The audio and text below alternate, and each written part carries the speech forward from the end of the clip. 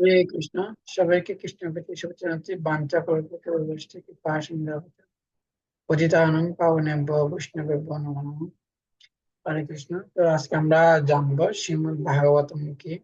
তো সাধারণত কলিযুগের মানুষ কলিযুগের মানুষ হচ্ছে অল্প বুদ্ধি সম্পন্ন, প্রায় না অল্প আয়ুষ, সভ্য কলস্মিন যুগে যেন মন্দস্য মন্দ মতে মন্দ ভাগ্য পর্যন্ত। তো সেজন্য কলিযুগের মানুষ কি করতে পারে না, তারা ধর্ম সম্বন্ধে সম্পূর্ণরূপে অজ্ঞ। সেজন্য তারা বুঝতে পারে না প্রকৃত ধর্মটা কি। সেজন্য বলছে যে পৃথিবীতে ধর্ম নামে যা কিছু চলে, ভাগবতে কয় তাহা পরিপূর্ণ চলে। পৃথিবীতে আমরা পৃথিবীতে যে যে সমস্ত গুলো মানুষ ধর্ম বলে অনুশীলন করে থাকেন, ভাগবতম বলা হচ্ছে কি, সেগুলা হচ্ছে যে কি আহ সেগুলা সেগুলা হচ্ছে যে সেগুলা হচ্ছে যে চিটিং ধর্ম এবং ছল ধর্ম। কিন্তু এই ভাগবতমে কেবলমাত্র সেই চিটিং ধর্ম এবং ছল ধর্ম সেগুলাকে সম্পূর্ণরূপে পরিত্যাগ করে এখানে পরম ধর্মের কথা বলা হচ্ছে যে। সেজন্য সে ভাগবতের শুরুতে বলা হচ্ছে ধর্ম পজ্জিত কৈতব অত্র পরম নির্মৎসরণাম শতাম। ধর্ম পজ্জিত অর্থাৎ সমস্ত চিটিং ধর্মগুলো, ছল ধর্ম, এগুলোকে পরিত্যাগ করে পরম নির্মৎসরণাম শতাম, পরম ধর্মের কথা বলা হচ্ছে। শতাম মানে হচ্ছে যে সাধু, পরমহংস, যারা পরমহংস তারা সেই পরম ধর্ম অনুশীলন করে থাকেন। সেজন্য এই শ্রীমদ কলিযুগে এই শ্রীমদ ভাগবতম, কলিযুগে হচ্ছে যে এই শ্রীমদ ভাগবতমের যুগ। এবং তো সেজন্য আমরা শ্রীমদ ভাগবতম সম্বন্ধে আমরা আজকে জানার চেষ্টা করবো শ্রীমদ ভাগবতম কি। আসলে প্রকৃতপক্ষে শ্রীমদ ভাগবতম কি। তো আমরা জানি, গীতা জানি, গীতা হচ্ছে ভগবানের শ্রীকৃষ্ণের মুখ নিঃসৃত বাণী। ভগবত গীতা ভগবান আজ থেকে 5,000 বছর আগে আজ থেকে 5,000 বছর আগে ভগবান শ্রীকৃষ্ণ কুরুক্ষেত্রের রণাঙ্গনে ভগবত গীতার জ্ঞান অর্জুনকে প্রদান করেছিলেন। তো বলা হচ্ছে কি ভক্ত, স এবং মায়াতে অদ্য যোগভুক্ত পুরাতন ভক্ত অসীমে সকামচিতি রহস্যমিতি উত্তম। যদিও সেটা হচ্ছে যে গুহ্যতম জ্ঞান, যেহেতু কৃষ্ণ ছিল যে, অর্জুন ছিল যে কৃষ্ণের ভক্ত। ভক্ত অসীমে সকামচতি, অর্জুন হচ্ছে যে কৃষ্ণের ভক্ত এবং সখা। সেজন্য ও সেজন্য গীতার জ্ঞান অর্জুনকে প্রদান করছেন। সেজন্য আমরা যদি গীতা এবং ভাগবতমের জ্ঞান যদি গ্রহণ করতে হয়, আমাদেরকে ভগবানের ভক্ত হতে হবে। যতক্ষণ পর্যন্ত আমরা ভগবানের ভক্ত না হই, ততক্ষণ পর্যন্ত আমরা এই ভাগবতমের জ্ঞান আমরা লাভ করতে পারি না। তো গীতা হচ্ছে ভগবানের মুখ নিঃসৃত বাণী। আর ভাগবতম কি? ভাগবতম হচ্ছে যে কৃষ্ণের বিভিন্ন লীলা বিলাস। তো বলা হচ্ছে যে কৃষ্ণ ভাগবতমে কৃষ্ণের সেটা ভাগবতমে দশম স্কন্ধে সেখানে কৃষ্ণের 90টি লীলার কথা সেখানে ব্যাখ্যা করা আছে। ভগবান কৃষ্ণ এই পৃথিবীতে যখন আবির্ভূত হয় তিনি 3 জায়গায় লীলা করেছিলেন। সেটা হচ্ছে যে কি, একটা হচ্ছে যে কি, বৃন্দাবন লীলা, মথুরা লীলা এবং দ্বারকা লীলা। তো সেখানে তো ভাগবতমের সেজন্য সেখানে ভক্তের কথা বলা হচ্ছে না, সেখানে ভাগবতমের কথা বলা হচ্ছে। সরি, এখানে কৃষ্ণের লীলা বিলাসের কথা বলা হচ্ছে না। তো সেখানে যে ভাগবতমে সেখানে ভক্তের কথা আলোচনা হচ্ছে। তো এবং ভক্ত এবং ভগবানের সাথে যে একটা মধুর সম্পর্ক রয়েছেন, কি ভক্ত কিভাবে ভগবত সেবায় সে নিযুক্ত থাকেন, তো সে ভক্ত কিভাবে ভগবানের সেবা করে। তো সেই কথা কিভাবে একজন ভক্ত কিভাবে ভগবানের শরণাগত হয়, ভক্ত কিভাবে ভগবানকে প্রার্থনা করেন। তো সেগুলা কি করা হচ্ছে এখানে ভাগবতমে ব্যাখ্যা করা হচ্ছে। ভগবানের বিভিন্ন লীলা কাহিনী, ভক্তের কাহিনী, সেগুলা এখানে ব্যাখ্যা করা হচ্ছে। বলা হচ্ছে যে গীতা হচ্ছে যে সূত্র, ভাগবত হচ্ছে যে সূত্রের প্রয়োগ। তো সেজন্য আজকে আমরা সেজন্য এই ভাগবতম হচ্ছে যে অনেক গুরুত্বপূর্ণ একটা গ্রন্থ। আহ আমরা আজকে সেই শ্রীমদ্ ভাগবতম সম্বন্ধে জানবো। তো জানার আগে প্রথমে আমি আমার শ্রী গুরুদেবের কৃপা আশীর্বাদ প্রার্থনা করব এবং আহ আমার গুরুদেবের কৃপা আশীর্বাদ প্রার্থনা করবো এবং ইসকন ফাউন্ডার আচার্য কৃষ্ণ কৃপা শ্রীমূর্তি ছিল অভয়চন্দ্রবিন্দু ভক্তিবেদান্ত স্বামী জগৎগুরু শিল প্রভুপাদের কৃপা আশীর্বাদ প্রার্থনা করবো। এবং সমস্ত বৈষ্ণবদের কৃপা আশীর্বাদ প্রার্থনা করি এবং সর্বৈষ্ণবদের আমাদের শিল গোস্বামী, সনাতন গোস্বামী, রঘুনাথ দাস গোস্বামী, রঘুনাথ দাস গোস্বামী এবং গোপাল ভট্ট গোস্বামী, আমার জীব গোস্বামী, শ্রী সনাতন ভট্ট, রঘুনাথ শ্রীজীব, গোপাল ভট্ট দাস ও সমস্ত বৈষ্ণবদের কৃপা আশীর্বাদ প্রার্থনা করে এবং পরম বৈষ্ণব নিম্নগানম যথা গঙ্গা দেবানাম যথা বৈষ্ণবানাম যথা সিন্ধু পরমাদি অমলং পুরাণম। তো সমস্ত বৈষ্ণবদের সর্বশ্রেষ্ঠ হচ্ছে যে শিব, ওনার কি পাশে প্রার্থনা করি। ओम अज्ञानतिमिरन्धस्य ज्ञानाञ्जन शलाकया चक्षुरुन्मीलितं येन तस्मै श्रीगुरवे नमः। श्रीचैतन्यमनोभीष्टं स्थापितं येन भूतले स्वयं रूपं कदा मह्यं ददाति स्वप्नदान्तिकं। वन्देऽहं श्रीगुरुं श्रीयुतपदकमलं श्रीगुरुणा वैष्णवांश्च श्रीरूपं साग्रजातं सगण रघुनाथं तं सजीवम् साद्वैतं सावधूतं परिजनं सहितं कृष्ण चैतन्यदेवं श्रीराधाकृष्णपादं सहगण ललिता श्रीविशाखान्वितं च। हे कृष्ण करुणा सिन्धु दीनबन्धु जगत्पते गोपेश गोपिका कान्त राधाकान्त नमोस्तुते। तप्तकाञ्चन गौराङ्गी राधा वृन्दावनेश्वरी विश्वभानुसुते देवी प्रणमामि हरिप्रिये नीलाचल निवासाय नित्याय परमात्मने बलभद्र सुभद्रावं जगन्नाथाय ते नमः। जय श्री कृष्ण चैतन्य प्रभु नित्यानंद श्री अद्वैत गदाधर शिवासादि गौर भक्त बिंद। हरे कृष्ण कृष्ण कृष्ण हरे हरे हरे राम राम राम हरे हरे। नमो ओम विष्णु पदाय कृष्ण पृष्ठाय भूतले श्रीमते जय पताकाय स्वामिनेति नाम। नमो चार्य पदाय निताय की पापदाय गुरुपता दामोदराय गुरुग्रामोताय पदाय कृष्ण पृष्ठाय भूतले श्रीमती भक्ति वेदांत स्वामिनीति नामिने। नमस्ते सरस्वती देवी गौरवाणी प्रचारिणे विशेष शून्यवादी पाश्चात्य देशतारिणे वाञ्छाकल्पतरुभ्यश्च कृपा सिन्धु एव च पतितानां पावनेभ्यो वैष्णवेभ्यो नमो नमः। जय श्री कृष्ण चैतन्य प्रभु नित्यानंद श्री अद्वैत गदाधर शिवासादि गौर भक्तवृंद। हरे कृष्ण कृष्ण कृष्ण हरे हरे हरे राम राम राम हरे हरे।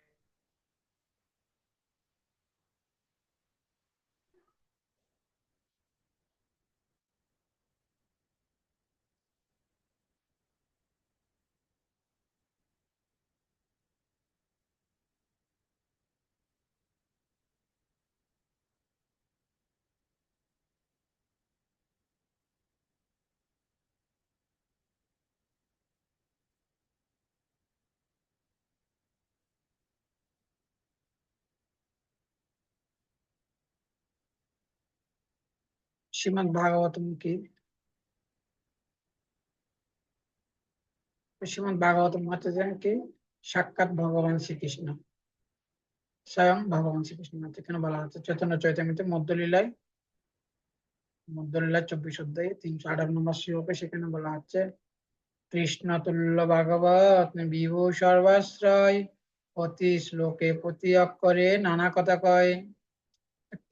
ভাগবত মধ্যে যে সাক্ষাৎ কৃষ্ণের তুল্য, মানে কৃষ্ণের মতো, কৃষ্ণ থেকে অভিন্ন, কৃষ্ণের মতো ভাগবত মধ্যে যে সাক্ষাৎ কৃষ্ণের মতো। কৃষ্ণ তুল্য ভাগবত বিভু সর্বাশ্রয় প্রতি শ্লোকে প্রতি অক্ষরে নানা কথা কয়।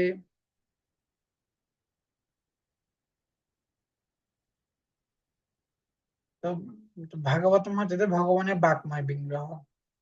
তো প্রথম স্কন্ধে 3য় অধ্যায়ে 40 নম্বর শ্লোকে বলা হচ্ছে ইদম ভাগবতম নাম পুরাণম ব্রহ্ম সংহিতম উত্তম শ্লোক চরিতম চকার ভগবান ঋষি নিঃশ্রেয়সায় লোকস্য দৈন্যম স্বস্তায়নম স্বস্তায়ন অয়ন স্বস্তায়নম মত। ইদম ভাগবতম নাম পুরাণম ব্রহ্ম সংহিতম उत्तम श्लोक चरितम चकार भगवान ऋषि निःश्रेयसाय लोकस्य धन्यम अस्त অয়ম মহৎ। এই শ্রীমদ্ ভাগবতম হচ্ছে পরমেশ্বর ভগবানের বাক্ময় বিগ্রহ এবং তা সংকলন করেছেন ভগবানের অবতার ছিল ব্যাসদেব। তার উদ্দেশ্য হচ্ছে সমস্ত মানুষের মঙ্গল সাধন করা এবং এটি সর্বোত্তভাবে সার্থক পূর্ণ আনন্দময় এবং সর্বোত্তভাবে পরিপূর্ণ। ভাগবতম হচ্ছে দেখি ভগবানের বাকময় বিগ্রহ। তো কলিযুগে ভগবান 3 রূপে অবতীর্ণ হয়ে থাকে। একটা হয় কলিযুগে হচ্ছে দেখি একটা তো নাম ব্রহ্ম, হরির নাম, কলিকালে নাম রূপে কৃষ্ণ অবতার, কলিকালে নাম রূপে কৃষ্ণ অবতার। কলিকালে চৈতন্য মহাপ্রভু অর্থাৎ কলিকালে ভগবান নাম রূপে অবতীর্ণ হয়েছেন। নাম হইতে সর্বজগৎ হইবে নিস্তার। নামের মাধ্যমে সমস্ত জগৎ কি হবে, নিস্তার লাভ করতে পারবেন। কলি যুগের ধর্ম হয় নাম সংকীর্তন, চারি যুগে চারি ধর্ম জীবেরও কারণ, এতএব কলি যুগে নাম যজ্ঞ সার। আর কোন ধর্ম কইলে নাহি হয় পার, কোন মিশ্র কলি যুগে তপ নাহি তপ যজ্ঞ। যে জন কৃষ্ণ ভজে সে মহাভাগ্য। এত এক এত এক দশ এক মিলে দাঁড়াতে বসিয়া হাতে তালে দিয়ে করো কীর্তন, হাতে তালে দিয়ে করো, হাতে তালে দিয়ে করো নাম সংকীর্তন, হাতে তালে দিয়ে করো কীর্তন। উম, হাতে তালে দিয়ে করো কীর্তন।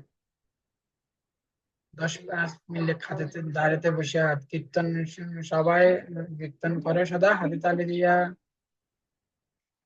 তা এভাবে কি করা হচ্ছে, অর্থাৎ হরিনামে যা করা হচ্ছে। কলি যুগের ধর্ম হয় নামের সংকীর্তন, চারি যুগে চারি ধর্ম জীবেরও কারণ, অতএব কলি যুগে নাম যজ্ঞ সার। আর কোন ধর্ম বলে নামি হয় পার, শুনো মিশ্র কলি যুগে নাহি তপ যজ্ঞ। যেই জন কৃষ্ণ বোঝে সে বড় মহাভাগ্য। অতএব দশকে দাঁড়াতে বসিয়া কীর্তন করে সবাই হাতে তালি দিয়া। এজন্য হরিনাম, হরিনাম হচ্ছে থেকে, হরিনাম হচ্ছে যে চিন্তামণি, নাম চিন্তামণি কৃষ্ণ চৈতন্য রস বিগ্রহ, পূর্ণ সিদ্ধ নিত্যমুক্ত অভিন্নাথ নাম নামিনী। হরিনাম হচ্ছে দেন চিন্তামণি হরিনাম। তো কলিকালে নাম রূপে কৃষ্ণ অবতার। হরিনাম সেজন্য নাম হচ্ছে দেন স্বয়ং ভগবান। নাম নামই অভিনয়, নাম হচ্ছে যে চিন্তামণি, হ্যাঁ, নাম চিন্তামণি কৃষ্ণ চৈতন্য রস বিগ্রহ, পূর্ণ শুদ্ধ নিত্যমুক্ত অভিন্নাথ নাম। সেজন্য নাম, হরির নাম হচ্ছে যে স্বয়ং চিন্তামণি। আর চৈতন্য মহাপ্রভু বলছে চেত দর্পণম মার্জনম, হরিনাম করলে হবে আমার হৃদয় কি হবে, মার্জিত হবে। আমাদের যে যেরকম যদি শরীর পরিষ্কার করার জন্য সাবান প্রয়োজন, চুলের জন্য হচ্ছে যে শ্যাম্পু প্রয়োজন, সেরকম আমাদের হৃদয়কে হৃদয় যে কলুষিত হৃদয় সেটাকে পরিষ্কার করার জন্য হচ্ছে যে কলিযুগের জন্য চৈতন্য মহাপ্রভু হরিনাম নিয়ে আসছে। হরিনামের মাধ্যমে কি হবে, আমাদের হৃদয় মার্জিত হবে। চেতদর্পণম মার্জনম ভব মহাদাবাগ্নি নির্বাপনম। তাহলে এই ভবরূপ মহাদাবানল থেকে আমরা মুক্ত হতে পারবো, যাবা এই জন্ম মৃত্যুর চক্র থেকে। মহাদাবাগ্নি নির্বাপনম শ্রেয় করিব চন্দ্রিকা বিতরণম বিদ্যাবধূ জীবন। আর এটা হচ্ছে অত্যন্ত সরস্বতী।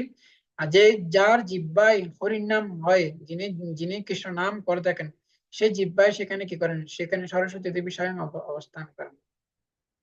এবং এটি সরস্বতী দেবীর অত্যন্ত প্রিয়। হম বিদ্যাবধূ জীবনম আনন্দম বুদ্ধি বর্ধনম। এটা হচ্ছে যে প্রতি মুহূর্তে মুহূর্তে কি করবে, আনন্দকে বর্ধিত করবেন হরির নামের মাধ্যমে। আনন্দমধ্যে বর্ধনং প্রতিপদং পুণ্যমৃত আসাদং সর্বাত্মনম চনম পরম বিজেতে শ্রীকৃষ্ণ সংকীর্তন।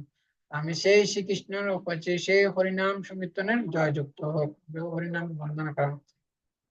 তো সেজন্য কলি যুগে নাম রূপে ভগবান অবতীর্ণ হয়েছেন। ঠিক সেরকম তো একটা হচ্ছে নাম ব্রহ্ম, আর একটা হচ্ছে যে শব্দ ব্রহ্ম। তো ভাগবতম হচ্ছে যে শব্দ ব্রহ্ম, এরপর হচ্ছে যে দারু ব্রহ্ম। তো কলিযুগে ভগবান, দারু মানে হচ্ছে যে কি বৃক্ষ, ব্রহ্ম মানে ভগবান, অর্থাৎ কলিযুগে ভগবান আহ কলিযুগে ভগবান নাকি জগন্নাথ রূপে কি করেছেন, জগন্নাথ হচ্ছে দারু ব্রহ্ম। তো কলিযুগে জগন্নাথ রূপে তিনি অবতীর্ণ হয়েছেন। সেজন্য ভগবান 3 রূপে অবতীর্ণ হয়েছেন, নাম ব্রহ্ম, শব্দ ব্রহ্ম এবং দারু ব্রহ্ম। এখানে ভগবানের ভাগবতম হচ্ছে দেখি, ভগবান হচ্ছে যে ভগবানের বাকময় বিগ্রহ, বাকময় বিগ্রহ। ইদম ভাগবতম নামম পুরাণম ব্রহ্ম সংহিতম উত্তম শ্লোক চরিতম চকার ভগবান ঋষি। হ্যাঁ, এই সময় ভাগবতম হচ্ছে পরমেশ্বর ভগবানের বাকময় বিগ্রহ। তা সংকলন করেছেন ভগবানের অবতার শ্রী ব্যাসদেব। আর এটা লিপিবদ্ধ করেছেন কে, এটা স্বয়ং ব্যাসদেব এটা লিপিবদ্ধ করেছেন। তার উদ্দেশ্য হচ্ছে সমস্ত মানুষের মঙ্গল সাধন করা, এবং এই ভাগবতমের একমাত্র উদ্দেশ্য হচ্ছে কি করা, জগতের মানুষের কল্যাণ করা। এবং এটি সর্বোত্তভাবে সার্থক, পূর্ণ এবং আনন্দময়, সর্বোত্তভাবে পরিপূর্ণ। তো বলা হচ্ছে কি এই ভাগবতম হচ্ছে যে কি, এটা হচ্ছে যে কি আহ আহ, ভাগবতম হচ্ছে যে সম্পূর্ণ হচ্ছে যে এটা হচ্ছে যে চিন্ময় রসে পরিপূর্ণ। এটা ভাগবতম, ভাগবতম পড়লে কি হয়, প্রেম লাভ পায়। ভাগবতম পড়লে আমরা ভগবত প্রেম সেটা লাভ করতে, আমরা ভগবত প্রেম লাভ করতে পারবো। তো এটা কোনো ভাগবতম, এটা হচ্ছে যে স্বয়ং ভগবানের, এটা কৃষ্ণ থেকে অভিন্ন সাক্ষাৎ ভগবান। ভগবানের যে ভাগবতম হচ্ছে যে ভগবানের বাকময় বিগ্রহ। এখানে বলা হচ্ছে যে এখানে এখানে ভগবানের বন্দনা করা হচ্ছে। পাদ যদিও প্রথম দ্বিতীয় তৃতীয় তুর্য কথিত যদুর নাভিস্তথা পঞ্চময়েব ষষ্ঠ ভুজন্তরং দ্বিযুগলং তথা কণ্ঠস্থরাজ নবম যদিও মুখার বিন্দম দশমাপকুল্লম একাদশোऽস্য ললাটপট্টং শিরোऽপি দ্বাদশैव भाति तमादिदेवं करुणानिधनं तमर्पणं सुवितावतारम् अपार संसारसमुद्रसेतुं भजामहे भगवती स्वरूपम् पाद যদিও প্রথম দ্বিতীয় তৃতীয় তুর্য কথিত চতুর নাভিস্তথা পঞ্চমেব ষষ্ঠ ভুজন্তরং দ্বিযুগলং তথা কণ্ঠস্থরাজ নবম যদিও কারবিন্দম দশম প্রফুল্লম একাদশোऽস্য ললাটপট্টং শিরোऽপি দ্বাদশैव भाति तमादिदेवं करुणानिधनं तमालम्बनं सुवितावतारम् अपार संसार समुद्र सेतुं मे भगवती स्वरूपम्। ভাগবতম হচ্ছে যে সাক্ষাৎ ভগবান। তো এখানে বলা হচ্ছে যে পাদ যদিও প্রথম ও দ্বিতীয়, তো ভগবানের ভাগবতম হচ্ছে যে দ্বাদশ স্কন্ধ বিশিষ্ট, তো দ্বাদশ স্কন্ধ বিশিষ্ট। তো বলা হচ্ছে যে কি প্রথম স্কন্ধ দ্বিতীয় স্কন্ধ হচ্ছে যে ভগবানের দুই চরণ। প্রথম স্কন্ধ দ্বিতীয় স্কন্ধ ভগবানের দুই চরণ। আম, এবং কি পাদ যদিও প্রথম ও দ্বিতীয় তৃতীয় তো কথিত, তৃতীয় তুর্য কথিত যুদ্র, এবং তৃতীয় এবং চতুর্থ স্কন্ধ হচ্ছে যে ভগবানের দুই উরু। না, তারপর হচ্ছে কি তৃতীয় এবং চতুর্থ স্কন্ধে ভগবানের দুই উরু। নাভিস্তথা পঞ্চমেব ষষ্ঠ, তো নাভি হচ্ছে যে ভগবানের পঞ্চম স্কন্ধ। ষষ্ঠ ভুজান্তরং দ্বিযুগলং তথানু, এবং ষষ্ঠ স্কন্ধ হচ্ছে যে ভগবানের বক্ষস্থ। সপ্তম এবং অষ্টম স্কন্ধ হচ্ছে যে ভগবানের দুই বাহু। কণ্ঠস্থ রাজ নবম যদিও, কণ্ঠ নবম স্কন্ধ হচ্ছে যে ভগবানের কণ্ঠ। মুখার বিন্দম দশম প্রফুল্লম, এবং দশম স্কন্ধ হচ্ছে যে ভগবানের মুখমণ্ডল। একাদশ ঈশ্বর ললাটপট্টং শিরোপি দ্বাদশৈব ভাতি, এবং একাদশ স্কন্ধ হচ্ছে যে ভগবানের ললাট, দ্বাদশ স্কন্ধ হচ্ছে যে ভগবানের যে চূড়া মুকুট। তমাদিদেবং করুণানিধানং তমার্পণং সুবিতাবতারम् अपार संसार समुद्र सेतुं भजामहे भगवती स्वरूपम्। হে আদিদেব, হে আদিদেব করুণা নিদান তমাল বর্ণম শ্রীত অবতারম, আপনি ভাগবতম হচ্ছে যে ভগবানের সুরিত অবতার। তো হচ্ছে ভাগবতম হচ্ছে যে ভগবানের সুরিত অবতার। অপার সংসার সমুদ্র সেতুম ভজামহে ভগবতী স্বরূপম। এই ভাগবতম আমাকে কি করবে, অপার সংসার সমুদ্র থেকে আমাকে রক্ষা করবে। আর তো বলা হচ্ছে যে কি গীতা হচ্ছে যে কি নৌকা, গীতাকে নৌকার সাথে তুলনা করা হয়, ভাগবতমকে সমুদ্র সেতু। ভাগবতম হচ্ছে যে কি এই ভব সমুদ্র পার হওয়ার জন্য সেতুর সাথে তুলনা করা হয়। আর চৈতন্য চরিতামৃত হচ্ছে যে কি হাঁটিয়া হাঁটিয়া হইব পার, এ ভব সাগর হবে বালুচর হাঁটিয়া হাঁটিয়া হইব। তো আমি সেই ভাগবতমকে বন্দনা করি। তো আমরা বুঝতে পারছি। তো আমি আবার বলছি, প্রথম স্কন্ধ দ্বিতীয় স্কন্ধ হচ্ছে যে ভগবানের দুই চরণ, তৃতীয় চতুর্থ স্কন্ধ হচ্ছে যে ভগবানের দুই উরু। তারপর হচ্ছে যে কি পঞ্চম স্কন্ধ হচ্ছে যে ভগবানের নাভি, ষষ্ঠ স্কন্ধ হচ্ছে যে ভগবানের বক্ষস্থল, সপ্তম অষ্টম স্কন্ধ হচ্ছে যে ভগবানের দুই বাহু, নবম স্কন্ধ ভগবানের কণ্ঠ, দশম স্কন্ধ মুখার বিন্দ, একাদশ স্কন্ধ ললাট, এবং দ্বাদশ স্কন্ধ হচ্ছে যে ভগবানের উরু। শ্রীমদ্ ভাগবতম কখন আবির্ভূত হয় এই জগতে? তো শ্রীমদ ভাগবতম আবির্ভূত হয় এটা প্রথম স্কন্ধের 3য় অধ্যায়ে 43 নম্বর শ্লোকে বলছে, কৃষ্ণ সদাম উপগতে ধর্ম জ্ঞান দিবিষ ফল নষ্ট দিশামেশ পুরাণর্ক উদিনোদিত। কৃষ্ণ সদাম উপগতে ধর্ম জ্ঞান দিবিষ ফল নষ্ট দিশামেশ পুরাণর্ক উদিত।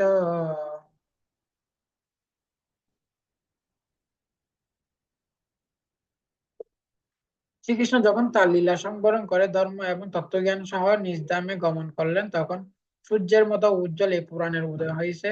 কলিযুগের অন্ধকারাচ্ছন্ন ভগবত দর্শনে অক্ষম মানুষেরা এই পুরাণ থেকে আলোক প্রাপ্ত হবে।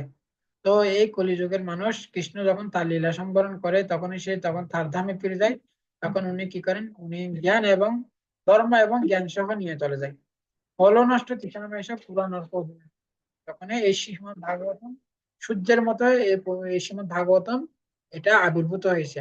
অর্থাৎ ভগবান কৃষ্ণ যখন তার লীলা সম্বরণ করে, তিনি যখন তার সদামে ফিরে যায়, তখনই সূর্যের মতো এই শ্রীমদ্ ভাগবতম এই কলিযুগে মানুষের জন্য আবির্ভূত হয়েছেন। আর এই কলিযুগের অন্ধকারের জন্য মানুষ কি করতে পারবেন, এই ভাগবতম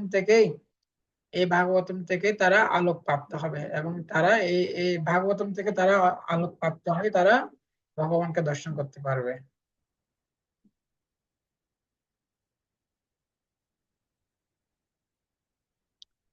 শ্রীকৃষ্ণ যখন তার লীলা সংবরণ করে ধর্ম এবং তত্ত্বজ্ঞান সহ নিজ ধামে গমন করলেন, তখন সূর্যের মতো উজ্জ্বল এই পুরাণ উদয় হয়েছে। কলিযুগের অন্ধকারের জন্য ভগবত দর্শনে অক্ষম মানুষেরা এই পুরাণ থেকে আলোক প্রাপ্ত হবে। আমরা দেখতে পাচ্ছি এই যে শ্রীমদ্ ভাগবতম, এই ভাগবতম মুনি শিল ব্যাসদেব লিখেছেন এবং ভাগবতম মুনি এটা সূর্যের মতো কি হয়েছেন, এই ভাগবতম কলিযুগের মানুষের জন্য উদিত হয়েছেন। এবং এই কলিযুগের মানুষ এই ভাগবতম থেকে এই সেই দিব্য জ্ঞান তারা প্রাপ্ত হবেন এবং দিব্য জ্ঞান প্রাপ্ত হয়ে তারা ভগবানকে দর্শন করতে পারবেন। এবং তখনই মানুষ এই অন্ধকারের জন্য মানুষ ভগবানকে দর্শন করার মাধ্যমে তখনই তারা কি করতে পারবে, এই জড়জগৎ থেকে অজ্ঞান থেকে তারা মুক্ত হতে পারবে। ভাগবতম সম্বন্ধে বলা হচ্ছে, জ্ঞান রূপ মৎস্য কূর্ম আদি, জ্ঞান রূপ মৎস্য কূর্ম আদি অবতার আবির্ভাব তিরোভাব যেন তা সবার। এই মত ভাগবত কারকিত নয়, আবির্ভাব তিরোভাব আপনে হয়। যেন রূপ মৎস্য কূর্ম আদি অবতার আবির্ভাব তিরোভাব যেন তা সবার। এই মত ভাগবত কারকিত নয়, আবির্ভাব তিরোভাব আপন হয়। ভাগবতম বন্ধনে বলা আছে, মদেক বন্ধু মত সঙ্গী মদেক মত নিস্তার মদানন্দ। হে বলা আছে, হে ভাগবতম মদেক বন্ধু, তুমি হচ্ছে আমার একমাত্র বন্ধু। সনাতন গোস্বামী উনি একদিন হোসেন শাহের মন্ত্রী ছিল। তখন উনি স্বপ্ন দেখছিলেন রাত্রিবেলা যে একজন ব্রাহ্মণ এসে ওনাকে একটা শ্রীমদ্ ভাগবতম দান করতে করতে লাগলেন। তখন উনি সকালবেলা যখন দরজা খুললেন তখন দেখলো যে ঠিক ঠিক যে রাত্রি স্বপ্নটা সঠিক হয়ে গেল, একজন ব্রাহ্মণ এসে ওনাকে একটা ভাগবত তখন উনি তখন উনি অত্যন্ত ইয়ে হয় সে ভাগবতম। তখন উনি চিন্তা করলেন যে আমি হোসেন সাহেবের চাকরি করে কি লাভ হবে, দুর্লভ মনুষ্য জীবন পেয়ে আমি শ্রীমদ্ ভাগবতম আস্বাদন করবো। তখন উনি হোসেন শাহের মন্ত্রী চাকরি ছেড়ে দিয়েছেন। মন্ত্রী চাকরি ছেড়ে দিয়ে তখন উনি সমস্ত ব্রাহ্মণ মানে কিছু ব্রাহ্মণকে ডেকে তখন তাদের মধ্যে এই ভাগবতম আলোচনা করতে লাগলেন। তখন যখন মন্ত্রী হোসেন শাহ যখন মন্ত্রী পাঠিয়েছেন, তখন উনি যখন হোসেন শাহ যখন উনি উনার যে উনার লোক পাঠিয়েছেন, তখন সনাতন গোস্বামী বলতে লাগলো যে আমি এখন অসুস্থ, আমি পক্ষে তো সনাতন তখন হোসেন শাহ নিজে স্বয়ং এসেছিলেন। যে তখন হোসেন শাহ বলতে লাগলেন যে আপনাকে নিয়ে আমার সমস্ত কিছু আয়োজন, আপনি আপনি তো এখন সুস্থ আছেন, আপনি কেন মিথ্যে কথা বললেন, আপনি এখন আসুন। তখন সনাতন গোস্বামী বলতে আমার পক্ষে কি নয়, আপনার চাকরি করা সম্ভব নয়। তখন কি করেন, তখন তাকে ধরে নিয়ে যায় হোসেন শাহ। তো পরবর্তীতে সেখান থেকে সনাতন গোস্বামী পালিয়ে এবং উনি চৈতন্য মহাপ্রভুর কাছে চলে যায়। সেজন্য সনাতন গোস্বামী উনি বলতে লাগলেন যে আমার একমাত্র বন্ধু হচ্ছে কি এই শ্রীমৎ ভাগবতম হচ্ছে আমার একমাত্র বন্ধু। মত মদেক বন্ধু মত সঙ্গী। এবং আমার একমাত্র জীবনের সঙ্গী হচ্ছে যে এই শ্রীমদ ভাগবতম হচ্ছে আমার একমাত্র সঙ্গী। মদ গুরু, ভাগবতম হচ্ছে আমার একমাত্র গুরু, যিনি আমাকে দিক নির্দেশনা প্রদান করবেন। মহাধন, এই ভাগবতম হচ্ছে একমাত্র প্রকৃত ধন, প্রকৃত মহাধন হচ্ছে যে এই ভাগবতম। আমরা দেখতে পাই জগতে অনেক ধন সম্পত্তি রয়েছে, হীরা মুক্তা মণি মানিক্য, টাকা পয়সা সোনা গয়না, কিন্তু তো এই সমস্ত সম্পদ থাকলেও আমাদেরকে রক্ষা করতে পারবে না।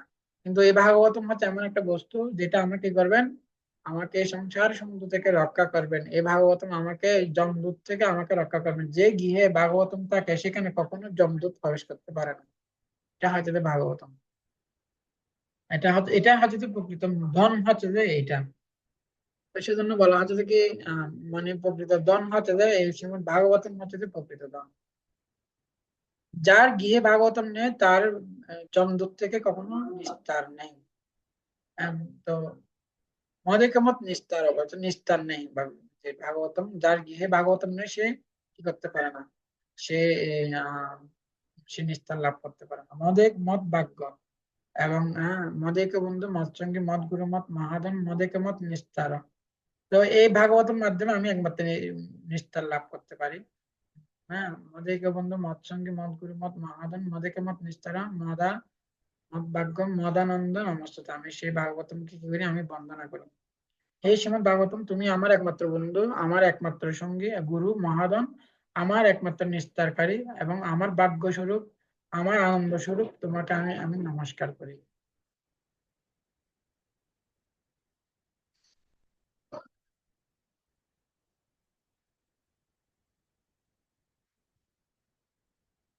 তো বলা হচ্ছে যে কি ভাগবতমের পরিচয় বলা হচ্ছে এই সম্বন্ধে আরো কিছু বলা হচ্ছে। ভাগবতম যে বলা হচ্ছে গীতা হচ্ছে যে সূত্র, আর ভাগবতম হচ্ছে যে বিস্তার। তো ভগবত গীতার সূত্র আকারে ব্যাখ্যা করেছেন, কিন্তু ভাগবতমে বিস্তারিত সেটা সূত্রটা একটা বিস্তারিত ভাবে কি করা হয়েছে, ব্যাখ্যা করা হয়েছে। তো গীতা হচ্ছে যে প্রাথমিক, ভাগবতম হচ্ছে যে মাধ্যমিক, আর চৈতন্য চৈতন্যতা হচ্ছে যে ডিগ্রি। তো গীতা হচ্ছে যে পরবর্তী পাঠ্যক্রম। তো গীতা যেরকম ভগবানের মুখ নিঃসৃত বাণী, ভগবান থেকে অভিন্ন।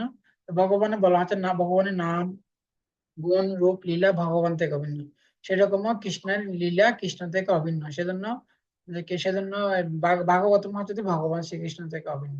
সেজন্য এখানে কেন বলা হচ্ছে যে স্বয়ং শ্রীকৃষ্ণ বাক্যাবি এবং বৈদিক শাস্ত্রের নির্যাস। সেজন্য বলা হচ্ছে নিগম কল্পতরু গলিতম ফলম সুখম মুখাত অমৃত দুঃখ সংগীতম পিবতম ভাগবতম রসমালয় আলম মোহ অহ রসিক ভুবি ভাবকা। তো বলা হচ্ছে যে ভাগবতম হচ্ছে যে এটা সমস্ত বৈদিক শাস্ত্রকে তুলনা করা হচ্ছে একটা বৃক্ষের সাথে। আর সেই বৃক্ষের পরিপক্ক যে পরিপক্ক ফল হচ্ছে যে যেরকম আম্র বৃক্ষের পরিপক্ক ফল হচ্ছে যে আম ফলটা হচ্ছে যে যেটা বৃক্ষের যেটা পরিপক্ক, যেটা আমটা যেটা পেকেছেন গাছের মধ্যে পেকেছেন সেটা হচ্ছে আমাদের সুস্বাদু। ঠিক সেরকম সে আম্রফল যে গাছ পাকা আম্রফলের মতো হচ্ছে যে কি এই ভাগবতম। যেরকম এখানে বলা হচ্ছে এটিকে তুলনা করা হচ্ছে রসমালাইয়ের সাথে, ভাগবতমকে তুলনা করা হচ্ছে রসমালাইয়ের সাথে। রসমালাই যেরকম হচ্ছে যে কি অত্যন্ত সুস্বাদু, ঠিক ভাগবতম হচ্ছে যে এটা হচ্ছে অত্যন্ত সুস্বাদু রসমালাইয়ের মতো। যেরকম আপনি ধরুন মিষ্টি কি করতে হবে, মিষ্টি অনেক সময় হয় যখন রসমালাই দেয় তখনই কি হয়, রসটা পেলে মানে রস মানে যেটা একটা কি বলা হয় স্পন্সর, যখন মিষ্টি হয় তখন কি করা হয় রসগুলো ফেলে তারপর ওটা খেতে হয়। আম, কিন্তু রসমালাইটা হচ্ছে কিরকম চেটে চেটে খেতে পারে, মানে সবকিছু খেয়ে ফেলতে পারে। ঠিক সেরকম ভাগবতম হচ্ছে যে এরকম রসমালাইয়ের মতো, এখানে ফেলে দেওয়ার মতো কোনো কিছু নেই। সেজন্য এটাকে বলা হয় অমল পুরাণ, যেখানে কোনো মল নেই। এখানে কোনো নেই কর্মকাণ্ড নেই জ্ঞানকাণ্ড নেই, কর্মকাণ্ড জ্ঞানকাণ্ড কেবল বিষয়কাণ্ড। যে জীব অমৃত বলে খায় সে জীব কদর্য বক্ষণ করে তার জীবন অধঃপতনে যায়। শ্রীমদ তো বলা হচ্ছে কি বেদে কি করা হয়, বেদে সেখানে কর্মকাণ্ড বলা হয়, সেখানে জ্ঞানকাণ্ড বলা হয়। কিন্তু এই ভাগবতম কোনো কি করা হচ্ছে না, এখানে কর্মকাণ্ড জ্ঞানকাণ্ডের কথা বলা হচ্ছে না। এখানে কেবলমাত্র হচ্ছে যে কি ভক্তির কথা, ভগবানের কথা, ভক্ত এবং ভগবানের কথা বলা হচ্ছে। সেজন্য এই ভাগবতম হচ্ছে যে সম্পূর্ণরূপে ভগবানের মতো চিন্ময়, ঈশ্বরের পরম কৃষ্ণ সচ্চিত আনন্দ বিগ্রহ। এটা হচ্ছে ভাগবতম হচ্ছে যে সম্পূর্ণরূপে এটা হচ্ছে যে চিন্ময়, আর এটা হচ্ছে যে সমস্ত বৈদিক শাস্ত্রের নির্যাস হচ্ছে যে এই ভাগবতম। হম, সেজন্য এই ভাগবতম হচ্ছে যে ঠিক রসমালাইয়ের মতো। এখানে এখানে ভাগবতম হচ্ছে যে ভাগবতম হচ্ছে ঠিক রসমালাইয়ের মতো। এটা হচ্ছে যে সমস্ত বৈদিক শাস্ত্রের সারথি সার, যে আম্রফল যেরকম অত্যন্ত সুস্বাদু, ভাগবতম হচ্ছে যে এখানে অত্যন্ত সুস্বাদু, এখানে ত্যাগ করার মতো কোনো কি নেই, ত্যাগ করার মতো কোনো কিছুই নেই। কিন্তু যেরকম গীতার মধ্যে কি আছে, গীতার মধ্যে এখানে গীতার মধ্যে যেরকম কি করা আছে, যে কর্মকাণ্ড, জ্ঞানকাণ্ড, ভক্তিকাণ্ড, কিন্তু ভগবত গীতা হচ্ছে যে কেবল ভাগবতমে কেবল ভক্তির কথা এখানে ব্যাখ্যা করা হচ্ছে। বৈদিক শাস্ত্রের নির্দেশ এবং ভাগবতম হচ্ছে বৈদিক শাস্ত্রের নির্দেশ। অমল পুরাণ, এটাতে কোনো কি নেই, এটা সম্পূর্ণরূপে হচ্ছে যে অমল পুরাণ, যেখানে কোনো মল নেই, এখানে কর্মকাণ্ড জ্ঞানকাণ্ড সেখানে এগুলো বলা হচ্ছে না, এখানে কেবল ভক্তির কথা আলোচনা করা হচ্ছে, ভক্ত এবং ভগবান। তো এবং এরপর হচ্ছে কি গীতা হচ্ছে সূত্র এবং ভাগবতম হচ্ছে যে সূত্রের প্রয়োগ। ভাগবতম পরম্পরা, আমরা যেরকম গীতার পরম্পরা আছে, এরকম ভাগবতমের একটা কি রয়েছে, পরম্পরা রয়েছে। তো প্রথমে এই ভাগবতমের জ্ঞান প্রথমে কি করেছেন, যখন ভগবান শ্রীকৃষ্ণ ব্রহ্মার হৃদয় আদি কবি, ব্রহ্মার হৃদয়ে যখনই ভাগবত, যখনই উনি যখন বেদের জ্ঞান বলেছিলেন তখনই, তো বেদ উনি তিনবার, ব্রহ্মাজি উনি তিনবার বেদ পড়েছেন। তখন উনি, ব্রহ্মা বলছে যে এই যে বেদ অত্যন্ত কঠিন, আপনি একটু বেদ বেদ বেদের একটা সার সার কিছু কথা বলেন। তখন এই বেদের সার হিসেবে এই ভাগবতম বলা হচ্ছে। সেজন্য কেউ যদি ভাগবতম অধ্যয়ন করে তাহলে আর তাকে কি করতে হবে না, বেদ অধ্যয়ন করতে হবে না। বেদকে তুলনা করা হচ্ছে কিসের সাথে, একটা যেরকম বৃক্ষের ছালের সাথে তুলনা করা হয়। কেউ যদি বৃক্ষের ছালা, ধরুন একটা বৃক্ষ, কেউ যদি সে বৃক্ষের যদি, যে প্রকৃত, যে সে বৃক্ষে যদি স্বাদ পেতে হয়, তাহলে সে বৃক্ষের যে পাকা যে ফল, সে পরিপক্ক ফলটা খেলে সে বৃক্ষের যে প্রকৃত স্বাদ সেটা আস্বাদন করতে পারবে। সেরকম আমরা বৃক্ষের প্রকৃত ফলটা খেলে সে আস্বাদন করতে পারবে। বেদকে তুলনা করা হচ্ছে সেই বৃক্ষের সাথে, আর সেই বৃক্ষের পরিপক্ক ফল হচ্ছে যে আম্রফল। সেরকম বেদের, যেহেতু বলা হচ্ছে যে কি ভাগবতমকে বলা হয় যে, যে এটাকে বলা হয় যে বেদের, ভাগবতম হচ্ছে যে উম, বেদান্ত সূত্রের, যে যে যে ভাগবতম হচ্ছে যে বেদান্ত, বেদান্ত সূত্রের, যে বেদান্ত সূত্রের, বেদান্ত যে বেদান্ত সূত্র, বেদান্ত সূত্রের সার হচ্ছে যে কি এই ভাগবত। বলা হচ্ছে যে কি বেদকে তুলনা করা হচ্ছে গাছের সাথে। তো কেউ যদি সে যদি কেউ যদি বেদ অধ্যয়ন করে, আর সেটা বেদ অধ্যয়ন করতে আসে, সেটা সেটা হচ্ছে কিসের মতো, চাল শিবের মতো। সেজন্য সেজন্য তো ব্রহ্মাজি উনি বলছে কি করুন, বেদের কিছু সার কথা বলুন। বেদের উনি কি করেছেন, শিব ভগবান শ্রীকৃষ্ণ বেদের সার কথা এই শ্রীমদ ভাগবতমে উনি কি করেছেন, শ্রীমদ ভাগবতম, ভাগবতমের সার কথা 4টা শ্লোকে কি করেছেন, যে ব্রহ্মাজিকে প্রদান করেছেন।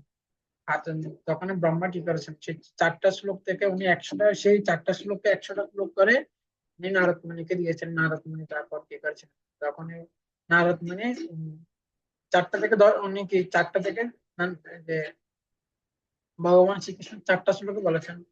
তখন ব্রহ্মাকে, ব্রহ্মা তখনই 10টা শ্লোক, সেই 4টা থেকে 10টা শ্লোকে নারদ মুনিকে দিয়েছেন। আর নারদ মুনি কি করেছেন, 10টা থেকে 100টা শ্লোকে ব্যাসদেবকে দিয়েছেন। তখন ব্যাসদেব 100টা শ্লোক থেকে উনি 18,000 শ্লোক উনি রূপান্তর করেছেন। এভাবে এভাবে পরম্পরা সূত্রে 18,000 শ্রীমদ ভাগবতমের শ্লোক হচ্ছে 18,000। তো বলা হচ্ছে যে কি, তো এভাবে এটা হচ্ছে যে কি, তো এভাবে কি হয় ভাগবতম। তো তো তো- তো ভাগবতম হচ্ছে যে কি, আমরা বললাম যে বেদান্ত, তো বলা হচ্ছে কি বেদের কিছু সূত্র আছে যে বেদকে সহজে বোঝার জন্য কি করা হয়, অর্থাৎ বেদটা হচ্ছে যে অনেক, এই যে ছিল ব্যাসদেব উনি কি করেছেন, বেদের কিছু সূত্র আকারে উনি কি করেছেন, সূত্র সূত্র লিখেছেন। তো সেগুলা তো বেদের যে কিছু বিষয়বস্তুকে উনি কি করেছেন, সূত্র আকারে উনি লিখেছেন। তো তো এই বেদকে যখনই কিছু, যে বেদের যে কিছু বিষয়বস্তু উনি কি করেছেন, তখন সূত্র আকারে উনি কি করেছেন, লিখছেন। তো সেজন্য এই যে কলিযুগে মানুষ হচ্ছে অল্প বুদ্ধি সম্পন্ন, তারা কি করতে পারবে না, তারা বেদ তো বুঝতে পারবে না। বেদে এগুলো হচ্ছে যে অনেক এ, কঠিন, কিন্তু এই কলিযুগে মানুষ হচ্ছে যে অল্প বুদ্ধি সম্পন্ন, এটা হচ্ছে যে সাধারণত তাদের কাছে সেরকম কোনো কি উন্নত কোনো স্মৃতিশক্তি নাই, বিধায় তারা বেদের জ্ঞানটা হৃদয়ঙ্গম করতে পারবে না। তো তখন কি করেন, যে ব্যাসদেব কি করেছেন, উনি বেদের কিছু সূত্র সূত্র আকারে লিখছেন, বেদকে কিছু সূত্র আকারে লিখছেন, কিছু সূত্র লিখছেন। তো তখনই কি করতে লাগলেন, ব্যাসদেব বুঝতে পারলেন যে কি এই সূত্রগুলো কি করতে পারে না, এগুলাকে বলা হয় বেদান্ত সূত্র। তো বেদান্ত সূত্রগুলো কি করতে পারবে, তারা বুঝতে পারো না। যেমন একটা শ্লোককে কি করে, সূত্র মানে কি, একটা ওয়ার্ডের মাধ্যমে সেই জিনিসটাকে ব্যাখ্যা করা। যেরকম বলা হয় যে কি বেদান্ত অনেকগুলো সূত্র আছে, এরকম একটা সূত্র হচ্ছে কি, যেমন ধরেন জন্মাদি ঐশ্বর্যত অথাতু ব্রহ্ম জিজ্ঞাসা। তো অথাতু ব্রহ্ম জিজ্ঞাসা মানে কি, অথাতু ব্রহ্ম জিজ্ঞাসা মানে আমি কি, আমি কোথা থেকে এসেছি, মৃত্যু পর আমার কি হবে না হবে, এই যে এই যে বিস্তার, এটা সূত্র হলো, এটাকে সূত্র হচ্ছে কি অথাতু ব্রহ্ম জিজ্ঞাসা। আহ কামেশ্বর ইন্দ্রপ্রীতি লাভ জীব যথাযথ জীবত তত্ত্ব জিজ্ঞাসা, মনুষ্য জীবন উদ্দেশ্য তত্ত্ব জিজ্ঞাসা করা। যে আমি কে, আমি কোথা থেকে এসেছি, মৃত্যুর পর আমার কি করতে হবে, জন্মের আগে আমি কোথায় ছিলাম, মৃত্যুর পর আমি কোথায় যাব, এই যে জীবন সম্বন্ধে জিজ্ঞাসা করা, এটাকে বলে অথাতু ব্রহ্ম জিজ্ঞাসা। তো এইভাবে কিছু সূত্র আকার লিখেছেন, কিন্তু সূত্রগুলো বোঝা মানে কলিযুগে মানুষের পক্ষে সম্ভব না। সেজন্য কি করেছেন, তো বেদান্ত সূত্রের একটা, উনি কি করেছেন, বেদান্ত সূত্রের একটা উনি ভাষ্য লিখেছেন। যে সূত্রের একটা উনি কি করেছেন, সেই সূত্র মিলে উনি একটা ভাষ্য তৈরি করেছেন। সে ভাষ্যটা হচ্ছে এই ভাগবতম। তো কেউ যদি এই ভাগবতম অর্থাৎ বেদের উদ্দেশ্য হচ্ছে কি করে, বেদের সর্ব অহমেব বেদ, বেদান্ত কি তো বেদ বিহিত কর্তা। বেদের উদ্দেশ্য হচ্ছে যে শ্রীকৃষ্ণকে জানা। তখন উনি কি করেছেন, যে বেদান্ত সূত্রে একটা ভাষ্য লিখেছেন, সেটা হচ্ছে যে শ্রীমদ ভাগবত। কেউ যদি এই ভাগবতম অধ্যয়ন করে, তাহলে তাকে আর বিভিন্ন বেদ পুরাণ উপনিষদ কোনো কিছুই পড়তে হবে না। শুধু বেদ, কেউ যদি ভাগবতম পড়ে তাহলে তার সমস্ত বেদ পুরাণ উপনিষদ সবকিছু পড়া হয়ে যায়। সেজন্য ভাগবতম হচ্ছে যে সর্বশ্রেষ্ঠ এবং সর্বোৎকৃষ্ট।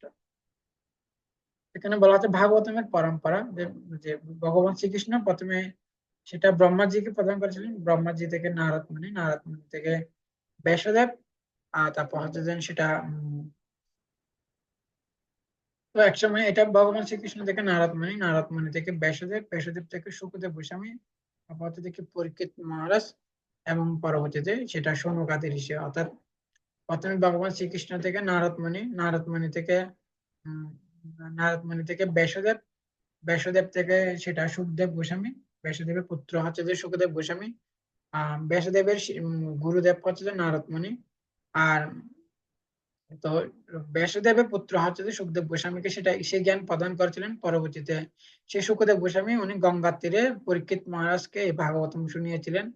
আর সেই পরীক্ষিত মহারাজ উনি আর পরবর্তীতে সেই সুখদেব গোস্বামী যখন পরীক্ষিত মহারাজকে ভাগবতমের কথা বলেছিলেন, তখন সেখানে সুত গোস্বামী সেখানে উপস্থিত ছিল।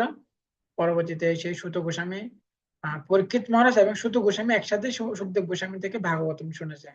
পরবর্তীতে সে ভাগবতম কি করেছেন, সেটা শৌনক আদি ঋষিরা, তখন পরবর্তীতে সুত গোস্বামী উনি শৌনক ঋষিদেরকে সেই ভাগবতমের কথা শুনেন। এভাবে এটা হচ্ছে পরম্পরা। ভাগবতম পরম্পরা দুই রকম। আরেকটি পরম্পরা রয়েছে, ভগবান শ্রীকৃষ্ণ যখন চলে যাবেন এই জগৎ থেকে, তখন কি করেন, উনি আহ, উনি উনি তখন ই করেন, আম, উম, যে যে উদ্ধব এবং মৈত্রী ঋষিকে এই ভাগবতমের জ্ঞান প্রদান করেছিলেন। তো তো উদ্ধব যখনই কি করেন, ভগবান শ্রীকৃষ্ণ যখন চলে যাবেন, তার লীলা সম্বরণ করেন, তখন উদ্ধব বলছে আপনি আমাকেও নিয়ে যান। উদ্ধব বলতে লাগলেন, তখন উদ্ধব ছিলেন যে ভগবান কৃষ্ণের সখা। তো কৃষ্ণ বলছেন যে না, এই যে জগতের মানুষের কল্যাণের জন্য এই কলিযুগে আপনি ভাগবতমের কথা বলবেন। আপনার কাছে বিদুর আসবে, তখন আপনার কাছে সেখানে আপনি এই ভাগবতমের কথা বিদুরকে জানাবেন। তখন এই ভাগবতমের জ্ঞান প্রদান করেন উদ্ধবকে। তখন বিদুর যখন এই উদ্ধবের কাছে আসছেন, যেহেতু মৈত্রী ঋষি উনি ছিলেন যে আগে জ্ঞানী ভক্ত, উনি ভগবান নির্বিশেষ নিরাকার উপাসনা করতেন। যখন পরবর্তীতে যখন উনি উদ্ধবের সংস্পর্শে আসে, তখন উনি কি করেছিলেন, ভগবান থেকে ভাগবতমের কথা শুনে ভগবানের ভক্তে পরিণত হয়েছিলেন। তখন উনি উদ্ধব এবং মৈত্রী ঋষি দুজনে কি করেন, ভাগবতম শ্রবণ করেছিলেন ভগবান থেকে। বিদুর উনি যখন উদ্ধবের কাছে আসছেন, তখনই বিদুরকে বলছে যে যেহেতু আমি হলাম ছোট, যে মৈত্রী ঋষি হচ্ছেন বড়, সেজন্য আপনি মৈত্রী ঋষি থেকে কি করেন, মানে আপনি বিদুর যেহেতু উদ্ধব থেকে বয়সে ছোট ছিল, তো সেজন্য ওই যে বিদুর যেহেতু ওই যে উদ্ধব থেকে বয়সে বড় ছিল, সেজন্য কি করেছিলেন উদ্ধব, উনি কি করেছিলেন যে বিদুরজিকে উনি মৈত্রী ঋষির কাছে প্রেরণ করেছিলেন। তো মৈত্রী ঋষি হচ্ছে যে কি, উনি হচ্ছে যে পঞ্চ পাণ্ডবের কাকা, তো যে যে ধৃতরাষ্ট্রের ভাই। তো বিদুর উনি উনি যে দুর্যোধন কি করেছিলেন, যে বিদুরকে অপমানিত করেছিলেন, সেজন্য কি করেছিলেন, উনি যুদ্ধের আগ মুহূর্তে উনি কি করেছিলেন, গৃহ ত্যাগ করেন। সে কৌরব সভাকে ত্যাগ করে উনি কি করেছিলেন, তীর্থযাত্রায় বের হয়, এবং যুদ্ধ শেষে উনি কি করেন, তীর্থযাত্রার মধ্যে উনি কি করেন, উনি কি করেন, এই মৈত্রী ঋষি, উনি উনি মৈত্রী ঋষি শরণাপন্ন হয়ে এই ভাগবতমের জ্ঞান উনি গ্রহণ করেছিলেন। তো এটা, এবং সেই মৈত্রী ঋষির কথা, সে যে বিদুর এবং মৈত্রী, বিদুর বিদুর এবং মৈত্রীর যে আলোচনা পরবর্তীতে সেটা কি করেছিলেন, আহ বিদুর এবং মৈত্রেয়ীর যে আলোচনা সেটা সুখদেব গোস্বামী কি করেছিলেন, সেই সুখদেব গোস্বামী উনি পরীক্ষিত মহারাজ সুত গোস্বামীকে শুনিয়েছিলেন, এবং সুত গোস্বামী সুখদেব গোস্বামী থেকে প্রাপ্ত জ্ঞানটা সুত গোস্বামী সেটা উনি শৌনকাদি ঋষিদেরকে সেটা শুনিয়েছিলেন। তো শৌনকাদি ঋষিরা ওনারা যখন কলিযুগ শুরু হয় তখন 1000 বছর পর্যন্ত যজ্ঞ করার চেষ্টা করেছিলেন, কিন্তু তারা যজ্ঞ আগুন ধরাতে পারে নাই। তখনই বুঝতে পারছে যে এটা কলিযুগ শুরু হয়েছে। তখন ওনারা কি করেছেন, শৌনকাদি ঋষিরা তখন হতাশাচ্ছন্ন হয়ে, তখন এক সময় প্রাতকালে তাদের কাছে সুত গোস্বামী আবির্ভূত হয়। তখন এই সুত গোস্বামী কাছ থেকে ওনারা কি করেছিলেন, ওনার দীর্ঘকাল ধরে ওনারা এই ভাগবতম শ্রবণ করেছিলেন। তো এটা হচ্ছে যে শৌনকাদি ঋষিদের যিনি প্রধান, উনি শৌনক ঋষি, উনি কি করেছিলেন, ওনাকে 6টি প্রশ্ন করেছিলেন। যেরকম ধৃতরাষ্ট্র একটা প্রশ্ন করেছিলেন, সেরকম ভাগবতমের প্রথম স্কন্ধের প্রথম অধ্যায়ে 6টা ঋষিদের, প্রথম অধ্যায়ের নাম হচ্ছে ঋষিদের প্রশ্ন। তো ঋষিরাও 6টা প্রশ্ন করেছিলেন, এই 6টা প্রশ্নের ভিত্তিতে এই ভাগবতম 18,000 শ্লোক দাঁড়িয়ে আছে, বা 18,000 শ্লোক আলোচনা করা হয়েছে। তো এটা হচ্ছে যে ভাগবতম। ভাগবতমের বিষয়বস্তু, তো বা চৈতন্য চৈতন্যতে বলা হচ্ছে, চারিবেদ দধি ভাগবত নবনীতা মতিলেন সুখ খাইলেন পরীক্ষিত। যে যে 4টা বেদের সার হচ্ছে যে কি, এই ভাগবতম। চারিবেদ দধি ভাগবত হচ্ছে যে, ভাগবতকে এখানে কি হচ্ছে যে ক্ষীর মাখনের সাথে কি করা হচ্ছে, যে তুলনা করা হচ্ছে যে, তো বলা হচ্ছে যে কি, বেদকে তুলনা করা হচ্ছে দুধের সাথে। আর ভাগবতম হচ্ছে যে দুধকে যেরকম মন্থন করলে ক্ষীর মাখন হয়, ভাগবতম হচ্ছে যে সেরকম নবনীত, অর্থাৎ ক্ষীর মাখনের মতো, এই মাখনের মতো। আর এটাকে মন্থন করেছেন যে সুখদেব গোস্বামী। আর এটা কে খাইয়েছেন, এটা পরীক্ষিত মহারাজকে খাওয়াইছেন। চারিবেদ দধি নবনীত মতিলেন সুখ খাইলেন পরীক্ষিত। তো শ্রীমদ্ ভাগবতমের বিষয়বস্তু সম্বন্ধে আরো সনাতন গোস্বামী বলছেন, সর্বশাস্ত্র আদি বীজৌষ সর্ববৈদিক সৎফল সর্বসিদ্ধান্ত রত্নাঢ্য সর্বলোক দিকপদ। অর্থাৎ সর্বশাস্ত্রাসি বীজৌষ সর্ববৈদিক সৎফল, সমস্ত অর্থাৎ সমস্ত শাস্ত্রের সিদ্ধান্ত, চূড়ান্ত সিদ্ধান্ত হচ্ছে যে এই শ্রীমদ্ ভাগবতম। আর যার সমস্ত লোককে কি করবে, এটা দিক প্রদর্শন করবেন। আর এই সর্বসিদ্ধান্ত, এর সমস্ত শাস্ত্রের সিদ্ধান্ত হচ্ছে যে শ্রীমদ্ ভাগবতম। আর এটা হচ্ছে যে কি, এটা হচ্ছে রত্নাঢ্য, এবং এটা হচ্ছে যে কি, এটা হচ্ছে যে মহাধন যেভাবে বলা হচ্ছে, এটা হচ্ছে মণি, এটা হচ্ছে প্রকৃত রত্ন হচ্ছে যে ভাগবতম। রত্নাঢ্য সর্বশাস্ত্রাদি পীযৌষ সর্বভুজক সৎফলম, সমস্ত বেদের সার ফল হচ্ছে যে এই ভাগবতম। সর্বসিদ্ধান্ত এবং সমস্ত সিদ্ধান্ত হচ্ছে যে এই ভাগবতম। সিদ্ধান্ত হচ্ছে চূড়ান্ত সিদ্ধান্ত, রত্নাঢ্য সর্বলোক দিকপদ, এবং সমস্ত লোককে এটা দিক প্রদর্শন, পথ প্রদর্শন করবেন। তো ভাগবতমের বিষয়বস্তু বেদের নবনীত, এটা বেদের সার কথা, এবং সমস্ত সিদ্ধান্ত রত্ন। হ্যাঁ, প্রেমরূপ প্রেম রূপ ভাগবতম। তো ভগবানের সঙ্গে অপ্রাকৃত সম্পর্ক, তো ভগবান এবং ভক্তের মধ্যে অপ্রাকৃত সম্পর্ক। তো ভাগবতমের এরপর হচ্ছে কি, স্বর্গ বিসর্গ, অর্থাৎ ভাগবতমের 10টা বিষয় আলোচনা, যেরকম গীতার মধ্যে 5টা বিষয় আলোচনা করা হচ্ছে, ঈশ্বর জীব প্রকৃতি কর্মকাল, সেরকম ভাগবতমের 10টা বিষয় আছে। ভাগবতম দ্বিতীয় স্কন্ধে 10ম অধ্যায়ে প্রথম শ্লোকে বলা হচ্ছে, অত্র স্বর্গ বিসর্গ স্থান পোষণ উদয় মন্বন্তর ঈশানুগতা নিরোধ মুক্তি আশ্রয়। তো ভাগবতমের 10টা যে বিষয়, অত্র স্বর্গ বিসর্গ স্থান পোষণ উদয় মন্বন্তর ঈশানুগতা নিরোধ মুক্তি আশ্রয়। তো কিভাবে ভগবান এই জগৎকে সৃষ্টি করেন, তারপর হচ্ছে ব্রহ্মা কিভাবে এই জগৎ সৃষ্টি করেন, কিভাবে ভগবান পালন করেন থাকেন, কিভাবে ভগবান ভক্ত পালন করে থাকেন ঈশানুকতা, নিরোধ মুক্তি আশ্রয় এবং কিভাবে ভগবান এই জগৎকে আশ্রয় করেন সম্পূর্ণরূপে এই ভাগবতমে সে কথাগুলো কি করা হচ্ছে, আলোচনা করা হচ্ছে। তো এটা হচ্ছে যে ভাগবতম 10টা বিষয়। স্বর্গ স্বর্গ মানে হচ্ছে যে কি যেটা ভগবান এই জগৎ সৃষ্টি করেন। হ্যাঁ, এটা হচ্ছে যেটা যে প্রাথমিক যে যে যে ভগবান যে সমস্ত কিছু যে সমস্ত জড় সৃষ্টির উপাদান হচ্ছে যে ভগবান, উৎস হচ্ছে যে ভগবান। আর ব্রহ্মা যখন এই ব্রহ্মাণ্ড সৃষ্টি করেন তো তো ভগবান হচ্ছে যে এই ব্রহ্মাণ্ডের যে সমস্ত উপাদানের মুখ্য মুখ্য হচ্ছে যে ভগবান। আর আর যে এই ব্রহ্মাণ্ডের সৃষ্টির যে গণ মুখ্য মালিক হচ্ছে ভগবান, আর গণ মালিক হচ্ছে যে কি যে ব্রহ্মা। ব্রহ্মা সৃষ্টিকে বলা হয় উপসৃষ্টি। হুম, আর ভগবানের সৃষ্টিকে বলে সৃষ্টির জন্য অত্র স্বর্গ বিসর্গ। স্বর্গ মানে হচ্ছে যে সৃষ্টি, যেটা ভগবান যেটা উপাদান উপাদান দিয়ে এই জগৎ মানে কি ব্রহ্ম সৃষ্টি করেন।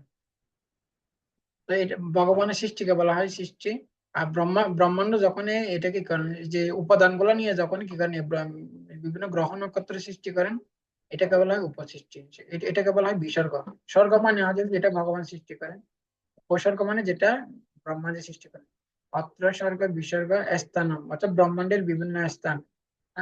অত্র স্বর্গ বিসর্গ স্থানম পোষণম, কিভাবে ভগবান কি করে থাকেন, ভক্তকে পোষণ করে থাকেন। অত্র স্বর্গ বিসর্গ স্থানম পোষণম উতয় মন্বন্তর, অর্থাৎ বিভিন্ন মন্বন্তর মানে যদি বিভিন্ন মনন্তরে কি বিভিন্ন মনোরা আবির্ভূত হয়। হম, বলে এরকম। মন্বন্তর ঈশান্য কথা, অর্থাৎ ভগবান ভক্তকে পরিচালনা, অর্থাৎ ভগবান ভক্ত কি হয়, ভগবানের কথার মাধ্যমে কথা শ্রবণ করার মাধ্যমে তার ভক্তি কি করে থাকেন, পরিচালিত করে থাকেন। ভক্ত সবসময় ভগবানের কথা শ্রবণের প্রতি উদ্গ্রীব হয়ে থাকেন এবং ভগবানের কথা শ্রবণ করে থাকেন। ঈশান্য কথা, ঈশ মানে হচ্ছে যে ভগবান, অর্থাৎ ভগবানের কথা। ঈশান্য কথা নিরোধ মুক্তি আশ্রয়। তো এইভাবে এবং সমস্ত কিছু ভগবান সমস্ত কিছু আশ্রয়, এইভাবে 10টা শ্লোক ব্যাখ্যা করা। এবং তো আমার ভাগবতম যদি আমরা ভাগবতমের জ্ঞানটা যদি লাভ করতে হয় কি আমাদের কি কি কি গুণাবলী থাকা দরকার। শ্রী গুরুদেবের প্রতি শ্রদ্ধাশীল হতে হবে, যথার্থ গুরু পরম্পরা দ্বারা আশ্রিত থাকতে হবে। তো এটা শ্রীমদ্ ভাগবতম প্রথম স্কন্ধে বলা আছে বেতম তুম সৌমম, যেহেতু আপনি শ্রদ্ধাশীল এবং বিনীত তাই আপনার গুরুদেবরা বিশেষভাবে অনুগ্রহ করেছেন। কেননা স্নিগ্ধ স্বভাব সম্পন্ন অর্থাৎ প্রীতিশীল শিষ্যের কাছে গুরুবর্গ অতি নিগূঢ় রহস্য ব্যাখ্যা করেছেন, যেভাবে অর্জুনকে ব্যাখ্যা করেছেন। হ্যাঁ, সাহেব মাহাতে অদ্য যুগ ভক্ত পুরাতন ভক্ত অসীমে সকাম যদি রহস্য, এটা রহস্য মানে কি, এটা হচ্ছে যে গুহ্যতম জ্ঞান। ভাগবত মানে সেরকম গুহ্যতম জ্ঞান। যারা গুরুদেবের প্রতি অত্যন্ত শ্রদ্ধাশীল ব্যক্তি তারা এই জ্ঞান লাভ করতে পারেন।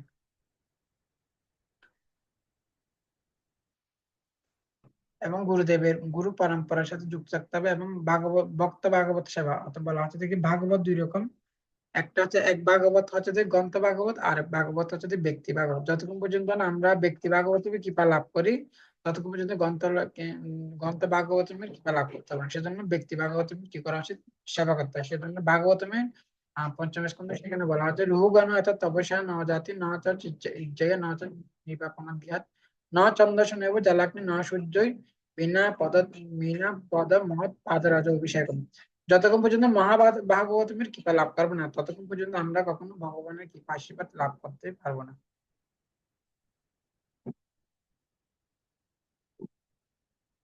সুশুশ্রু যত এখানে সেজন্য এখানে বলা হচ্ছে যে ভক্ত ভাগবতের সেবা করা উচিত।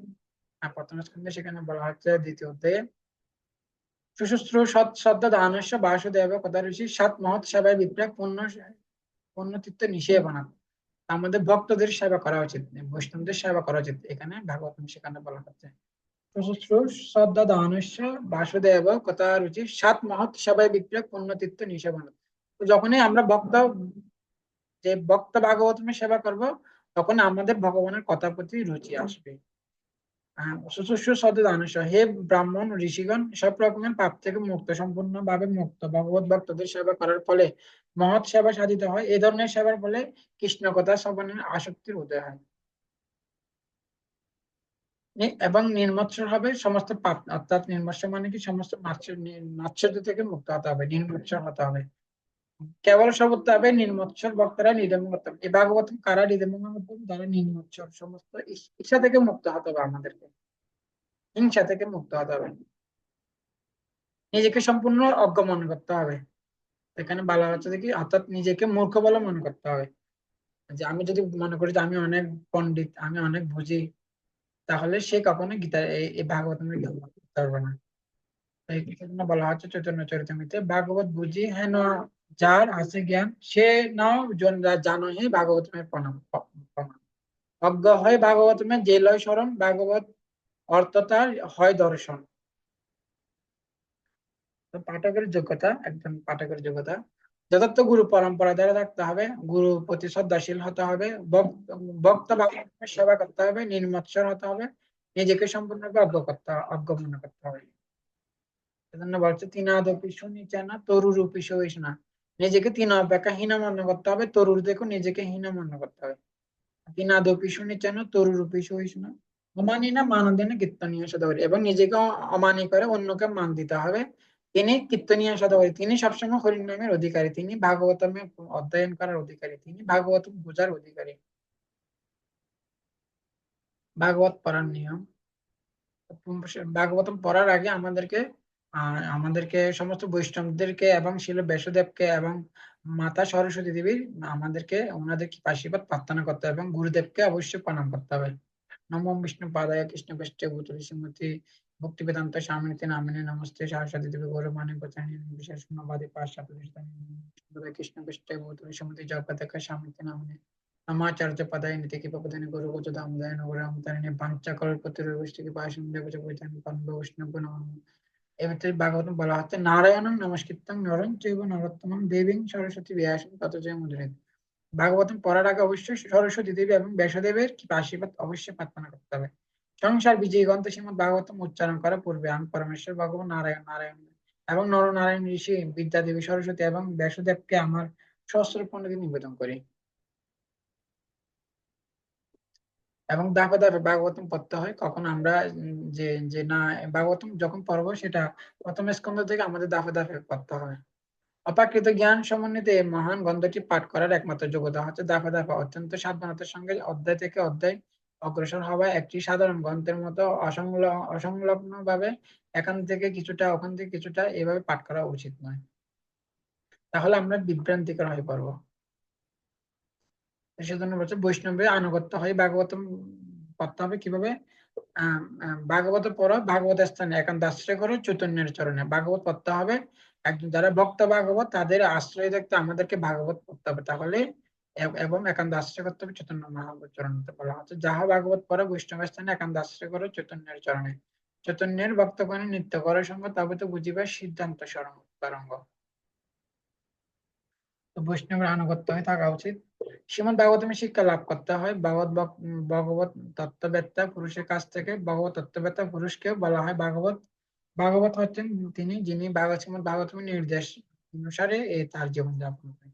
তো ব্যক্তি ভাগবত মানে কি করে থাকেন, অর্থাৎ একজন ভক্ত উনি কি করেন ভাগবতের নির্দেশ অনুসারে যিনি কি করেন জীবন যাপন করেন, তখন তিনি একজন ব্যক্তি ভাগবত হতে পারেন। ভাগবতমে কখনো কি করে না উচিত নয় যে ভাগবতম হচ্ছে যে এটা কোনো জড় গ্রন্থ না, এটা হচ্ছে যে স্বয়ং ভগবান। ভাগবতমে ঈশ্বর বুদ্ধি অর্থাৎ ভগবান থেকে অভিন্ন বলে মনে করা উচিত। ভাগবতমে অচিন্ত ঈশ্বর বুদ্ধি যার, সে জানা হয় ভাগবত অর্থ ভক্তি সার। যখন কেউ যখন ভাগবতকে ভগবানের সাথে তুলনা করবে, তিনি সে ভাগবতমের মধ্যে ভক্তির তত্ত্বসার উপলব্ধি করতে পারে। কেমন ভাবে পড়া উচিত, প্রণাম নিবেদন করা উচিত ধাপে ধাপে বৈষ্ণবদের আনুগত্য হয়ে ভাগবত ঈশ্বর বুদ্ধি এবং ভক্তিমূলক প্রার্থনার মাধ্যমে। ভাগবতম কেউ যদি পাঠ করে এর ফলে কি হবে, বৈষ্ণবানাম তু শাস্ত্রাণি যে তচ্চয়র্তি গৃহে নরা সর্ব পাপ বিনির্মুক্তা ভবন্তি সুরবন্দিতা। যে মানুষ নিজের ঘরে বৈষ্ণব শাস্ত্র রেখে পূজা করেন তিনি সর্ব পাপ মুক্ত হয়ে দেবতাদের দ্বারা বন্দিত। ভাগবতম পড়লে কি লাভ হয়, জৈশ্যম্ব শ্রী মানায়াম কৃষ্ণ পরম পুরুষে ভক্তি উৎপাদিত পুংসাম সুখ মোহ ভয় অপহম। ভাগবতম পড়লে সুখ মোহ ভয় সবকিছু থেকে মুক্ত হবে। তো বলা হচ্ছে অনর্থ উপশমন সাক্ষাৎ ভক্তি যোগম অদস্ক যে লোকস্য অজানত বিধান চক্রের সাথে সংহিতম। তো অনর্থ গুলা কিভাবে মুক্ত হবে, আমাদের হৃদয়ে যে জড় কুলসতা আছে, যখন আমরা ভাগবতম পড়ব অনর্থ উপশমন সাক্ষাৎ, এগুলো উপশম হবে কিভাবে, ভক্তি যোগম অদস্ক যখন আমরা শ্রীমদ ভাগবতম শ্রবণ করব। লোকস্য অজানতা, কিন্তু এই জগতের লোক জানে না, কিন্তু সেটা কে লিখেছেন? বিধান চক্রী সাতত সংহিতাম, সেটা শ্রীমদ ভাগবতমে ছিল ব্যাসদেব, তিনি লিখেছেন। শ্রীমদ ভাগবতম পড়লে কি হবে? শ্রীমদম তাপত্রয় উন্মূলন, এই শ্রীমদ ভাগবতম পড়লে তাহলে আমরা ধর্ম পূজিত করতে অত্র পরম নির্মত চরণম শতম বেদম বাস্তবম বস্তু। বাস্তব বস্তু হচ্ছে যে পরমেশ্বর ভগবান। আমরা ভাগবতম পড়ার মাধ্যমে পরমেশ্বর ভগবানকে জানতে পারবো, এবং ভগবানকে জানলে কি হবে? শিবদম তাপত্রয় উন্মূলন, তখন সম্পূর্ণরূপে তিতাব ক্লেশ থেকে আমরা মুক্ত হতে পারবো। তাপত্রয় উন্মূলন এবং যস্য অবরোধিত অত্র পৃথিবী সুশ্রুতি তৎক্ষণাৎ, তখনই কি হবে? সম্পূর্ণরূপে আমাদের হৃদয়ে ভগবান তৎক্ষণাৎ আমাদের হৃদয়ে অবরুদ্ধ হয়ে যাবেন। তখনই যেরকম করে দরজা বন্ধ করে দিলে যেরকম বের হতে পারে না, ঠিক সেরকম ভগবান আমাদের হৃদয়ে অবরুদ্ধ হয়ে যাবেন। আমাদের হৃদয়ে ভগবান প্রকাশিত হয়ে যাবে, তখন আমরা ভগবানকে দর্শন করতে পারবো। কেউ যখন শ্রদ্ধাবান চিত্তে একাগ্রতা সহকারে এই ভাগবতম বাণী শ্রবণ করেন, তার হৃদয়ে ভগবান অবরুদ্ধ হয়ে যায়। কেউ যদি ভগবানের লীলা বিলাসে আখ্যানে পরিপূর্ণ শ্রীমদ্ ভাগবতম অনবরত শ্রবণ করেন, তাহলে জীবনান্তে তারা অবশ্যই ভগবানের নিত্য চিন্মদান প্রাপ্ত হবেন। ভাগবত পড়ার ফলে শ্রীকৃষ্ণের প্রতি ভক্তি আসবে, শোক মোহ ভয় থেকে মুক্তি হবে, তিতাব ক্লেশ থেকে মুক্ত হবে, ভগবত ভক্তিতে উদ্ভূত হবেন, হৃদয়ে ভগবান অবরুদ্ধ হন এবং ভগবত ধাম লাভ করেন। ভাগবতম প্রচার, এই গ্রন্থটি জগতের অভ্রান্ত জনসাধারণের পাপ পঙ্কিল জীবনে এক বিস্ময়কর সূচনা করবেন। তো ভাগবতমে একটা শ্লোক আছে, সেখানে বলছেন তদ্বাগ বিসর্গ জনতা অপি বিপ্লব যস্মিন প্রতি শ্লোকম অবাদ্যপি নামানি অনন্তসী জয়সঙ্গীতানি যৎ শিনন্তি গায়ন্তি গিনন্তি সাধব। এই ভাগবতম কি করবে? একদিন সারা বিশ্বে এক বিপ্লব সূচনা করবেন। এই যে কৃষ্ণ নামে তো সারা বিশ্বে প্রচার হচ্ছে, সেটা হচ্ছে যে ভাগবতম কি করছে? ভাগবতের মাধ্যমে সারা বিশ্বে কৃষ্ণ নামিত প্রচার হচ্ছে। সেজন্য 5,000 বছর আগে ভাগবতম লেখা ছিল। এই ভাগবতম কি করবে? সারা বিশ্বে একটা বিপ্লব সূচনা করবেন, সেটা করেছেন এখন। মানে এটা হচ্ছে যে ভাগবতম। হরে কৃষ্ণ কৃষ্ণ কৃষ্ণ হরে হরে, হরে রাম রাম রাম হরে হরে। হরে কৃষ্ণ। তো আমরা অনেক শ্রবণ করেছি। এই ভাগবতম সারা বিশ্বে একটা কি হবে?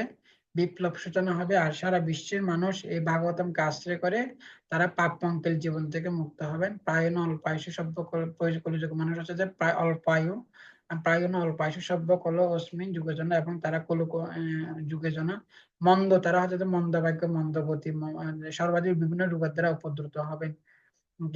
কিন্তু তারা যদি ভাগবতমকে আশ্রয় করে পাপ পঙ্কিল জীবন থেকে তারা মুক্ত হয়ে তারা চিন্ময় এক দিব্য আনন্দ লাভ করতে পারবেন, এবং জীবন শেষে তারা ভগবানের কাছে ফিরে যেতে পারবেন। সেজন্য আমাদের সবার উচিত শ্রীমদ ভাগবতমকে আশ্রয় করা। আশ্রয় করার মাধ্যমে আমরা আমরা সমস্ত দুঃখ থেকে দুঃখ দুর্দশা থেকে মুক্ত হতে পারবো। হরে কৃষ্ণ কৃষ্ণ কৃষ্ণ হরে হরে, হরে রাম রাম রাম হরে হরে। পাঞ্চা কল্পতরুভ্যশ্চ কৃপা সিন্ধুভ্যশ্চ পতিতানাং পাবনেভ্যো বৈষ্ণবেভ্যো নমো নমঃ।